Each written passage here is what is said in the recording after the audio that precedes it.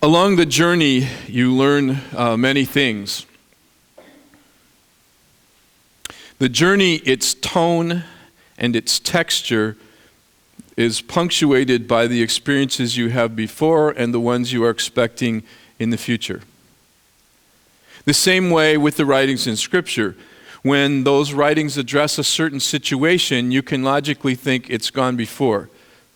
The reason that the majority of my advice emails to my son in Boston have to do with not overdrawing your checking account come from previous experience.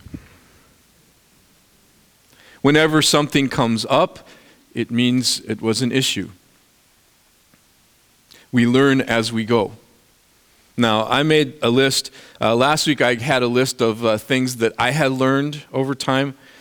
These are some more. This is from a new book on things that kids have said they have learned about life and living. That was the question. What have you learned about life? Patrick, age 10, said, never trust a dog to watch your food. Michael, who was 14, said, when your dad is mad and asks you, do I look stupid? Don't answer. Michael, whose age is not listed, but this is wisdom for the ages, never tell your mom her diet's not working. This one puzzles me. Randy, age 9, says what he learned in life is stay away from prunes. Kayoyo, age 9, never hold a dustbuster and a cat at the same time. Girl named Naomi, who's wise beyond her years of 15, said, if you want a kitten, start out by asking for a horse. Lauren, age 9, says, felt markers are not good to use as lipstick. Joel, age 10, don't pick on your sister when she's holding a baseball bat. And Eileen, who is destined for the ministry, learned at age 8, never try to baptize a cat. Some of those are intuitive. Hopefully, others we have to learn the hard way. We pick things up by experience. There are different tones. There are different ideas. There are differences about what the journey is about. If you've ever thought about it, when Jesus is giving instructions for his disciples about their journey, about their travel, about their way, he doesn't say, here's what you need to know. I am starting you off on the way. Or I will be at the end of the way. Or I will show you the way and you're on your own. Or any way will work. He says to them, I am the way. The journey is me. The trip is me. The travel is about me. Where I'm going, you go. Where you go, I go. This psalm was the one in his journal that David Livingstone prayed when he left London on his way to Africa. This psalm is what many Lutheran churches use in their baptismal liturgy.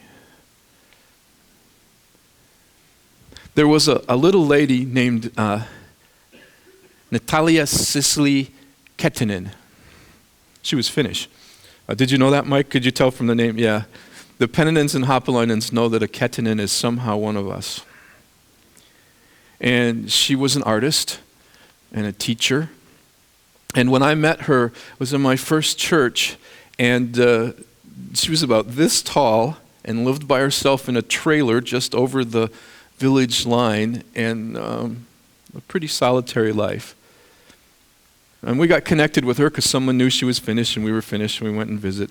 And she was just like one of my great aunts. And let me tell you, that was not a good thing.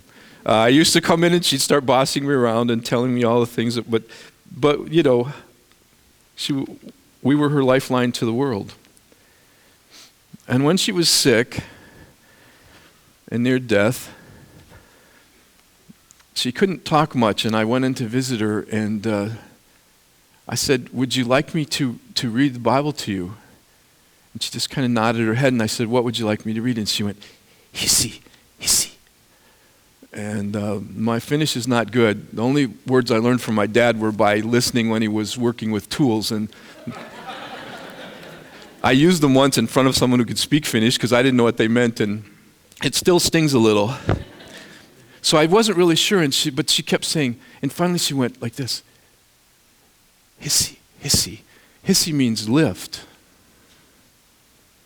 I read her the psalm. I will lift up mine eyes unto the hills. This whole psalm is about the journey. And I read this past week what the scholars have to say about it. And they make a lot of money to disagree and end by saying we don't really know. It could be that this was one of those 15-step verses. It could be what people said every year on their way to Jerusalem when they went for either the Feast of the Tabernacles or Pentecost or the Passover or any of the kind of trips that they went to the temple. But the whole idea is Jerusalem's lifted up. But that's really ultimately not it. It's where God is. The mountains are a symbol to say, where am I going to look? What am I going to learn? How am I going to travel? I'll lift up my eyes. It's the beginning of any kind of journey. The first couple verses are about the traveler, and the next is saying about people saying, here's what will happen. He will not let your foot to slip. He'll not let you stumble. Wherever you go, God will go. Do you believe it? It's a matter of seeing the whole journey for what it is in its fullness. So oftentimes in our Christian life, we're just willing to take what's just enough to get us to the next spot. One of my favorite writers said that the way we approach faith is like coming to a waterfall with a teaspoon.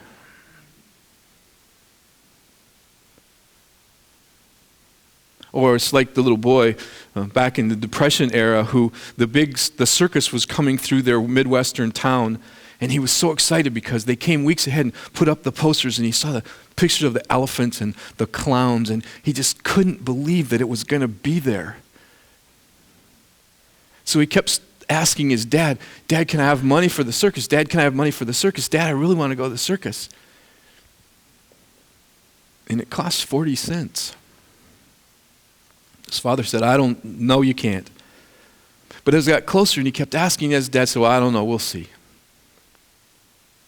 Finally, it was the day, and he got up and said, Dad, do you know what today is? And his dad reached into his coveralls and pulled out a quarter, a dime, and a nickel. And put them in the little boy's hand. He walked from the edge of town, got on his favorite corner downtown and clutched that quarter and that dime and that nickel. And all of a sudden it happened. He could hear the calliope, and he saw the horses, and the trailers went through, and in the bars you could see the elephants with their trunks coming out, and the lions. And the boy was just ecstatic. And at the end came the clowns. One was sweeping and one was dancing. And he called the clown over, and the clown came over, and he took the money and put it in the clown's hand. And he went home. And his dad said, Did you see the trapeze artist? No. Did you see the 3 rings in the circus? No. What did you see? Well, I saw them come in and I saw everything go by, and his father said, you just saw the parade. You didn't even go to the circus. How often do we let our journeys be short-circuited? Not lift up our eyes and not ask God for help and not realize that God is leading us on the journey where we need to go. How often do we read the wrong maps, look at the wrong cues, gather the wrong clues?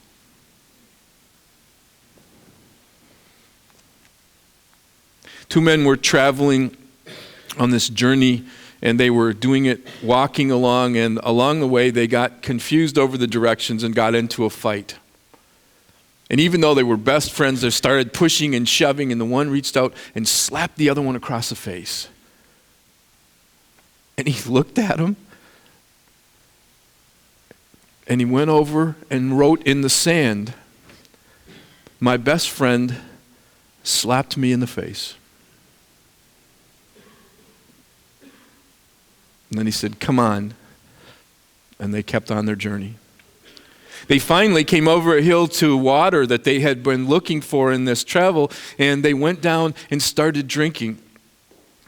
And the man who had gotten slapped realized he's caught in the mud, and it's mud that's sinking. And the more he struggles, the deeper he goes, and he calls to his friend, and his friend reaches with a branch and pulls him out of the mud. And after he washes off and gets his breath again, he sees a rock there by the water, and he goes over and writes on the rock, my best friend saved my life. And they continue the journey.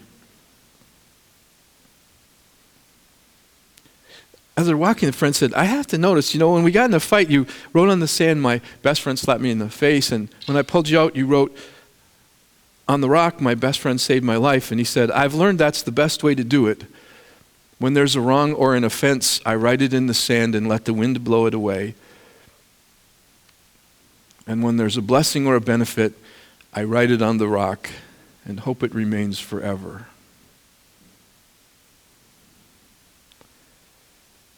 I lift up my eyes when I walk. Not like this, but like this. Where does my help come from? It doesn't come from any of the places down here or right here. It comes from God.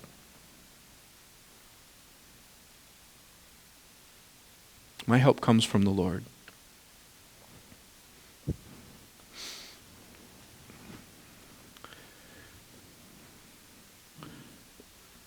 In one of my churches, one of the members, young and vital with children, died of cancer. And her husband told me that on the first night after she died, that one of his little girls came in and said, Daddy, I can't sleep. Can I sleep in bed with you? And he said yes, and she got in bed with him. She was probably 6. And he said he rolled around and she rolled around, and the sleep wasn't coming. And finally, they were laying there. He heard her say, Daddy, are you looking at me? And he said, yes.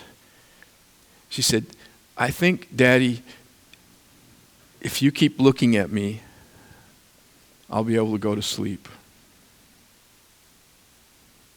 And she drifted off into dreamland. And I said to him, Tom, that's a great story. And he said, let me tell you the rest. I said, okay.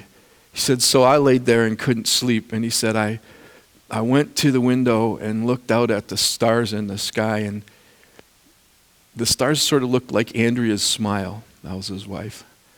And he said, so all I said was, Daddy, are you looking at me? Because if you are, I think I can go to sleep. I will lift up mine eyes unto the hills. From whence cometh my help? My help cometh from the Lord, which made heaven and earth. He will not suffer thy foot to be moved. He that keepeth thee will not slumber. Behold, he that keepeth Israel shall neither slumber nor sleep. The Lord is thy keeper. The Lord is thy shade upon thy right hand. The sun shall not smite thee by day, nor the moon by night. The Lord shall preserve thee from all evil. He shall preserve thy soul. The Lord shall preserve thy going out and thy coming in from this time forth and even forevermore.